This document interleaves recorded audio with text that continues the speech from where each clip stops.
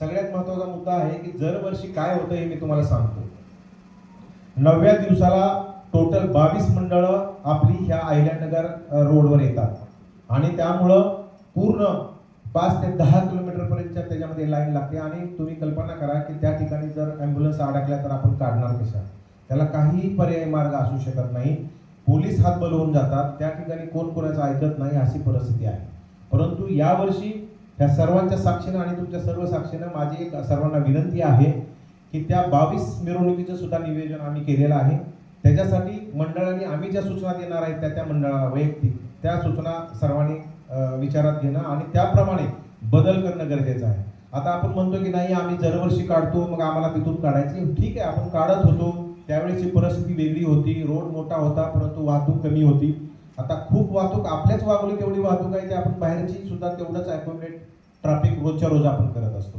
तर ह्याच्यामध्ये 2-3 गोष्टी आहेत की वागेश्वर तरुण मंडळ आणि वागेश्वर स्पोर्ट्स क्लब ही 2 मंडळ जे आहेत ते महाराजांच्या पुतळ्याजवळ मेन रोडला आहे. तर ते मंडळ काय करायचं की ते गावात जायचं, गावातून परत आवाळवाडी रोडला, आवाळवाडी रोडवरून अहिल्यानगरला लागायचं. गोरे वस्तीच्या ज्या मिरवणूक आहेत त्या परत लोगाव चौकात यायच्या, लोगाव चौकातून परत गावातल्या अंतर्गत रोडनी लाईफ केअर हॉस्पिटलकडे यायच्या आणि त्या चौकातून परत आवाळवाडी हायवेला यायच्या. आवाळवाडी रोडवरून येणारी जी मंडळ आहेत 5 ते 6, तर ती 6 मंडळ सुद्धा आवाळवाडी चौकातून यायची आणि ते परत त्यांच्या मागे लागायची. गावातली गावठांमधली जी 4-5 मंडळ आहेत ते सुद्धा गावठांमधून वळायची, परत ते आवाळवाडी चौकात यायची, परत इकडे यायची. हे सगळं जे कॉम्प्लिकेशन्स निर्माण झालेलं आहे तर त्याच्यामध्ये एक सोल्युशन आता आम्ही असं काढलेलं आहे की हायवेला जो महाराजांचा पुतळा आहे त्या ठिकाणी 2 मंडळ आहेत की जी मी तुम्हाला सांगितलं, वागेश्वर तरुण मंडळ आणि वागेश्वर स्पोर्ट.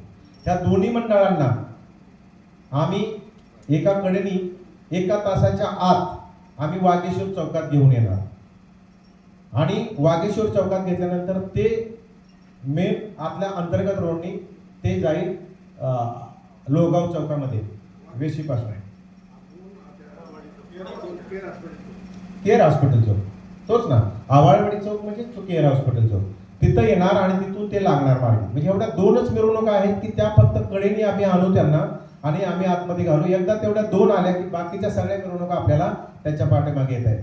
फक्त जे आवाळवाडी रोडची मंडळ आहेत किंवा केसनंद रोडची मंडळ आहेत त्यांनी त्यांच्या तिकडच्या भागामध्ये जे काही त्यांना एन्जॉय करायचं आहे किंवा मिरवणूक काढायची त्यांनी काढावी.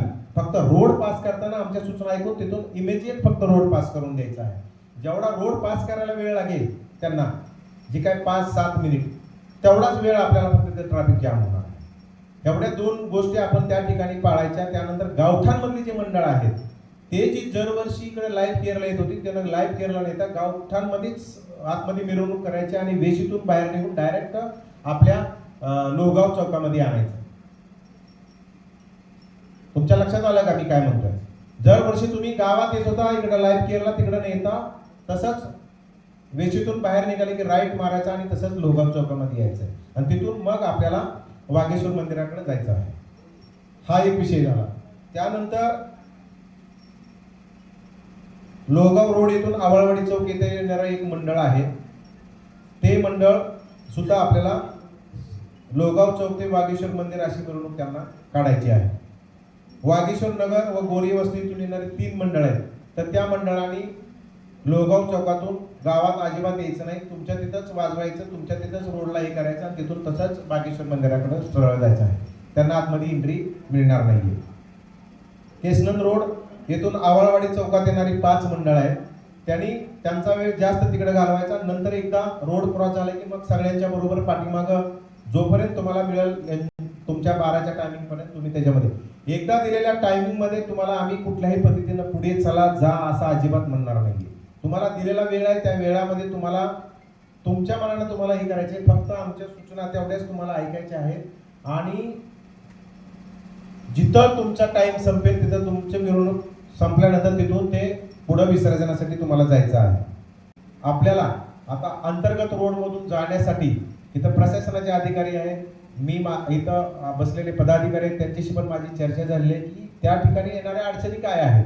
तर त्या ठिकाणी इलेक्ट्रिकच्या वायरी ज्या आहेत आणि केबल ज्या आहेत त्या केबल त्या ठिकाणी त्या प्रोसेशनला काही आडव्या येणार आहे.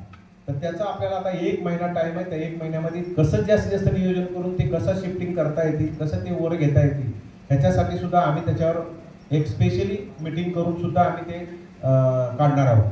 परंतु आपला देखावा किंवा जे काय आपण ते पेंडल करणार आहे गाडी, ट्रॅक्टर, तर त्याची लांबी, रुंदी, उंची हा त्या रोडचा विचार करून सर्वांनी करावी, अशी सुद्धा सर्वांना एक मोठी विनंती आहे.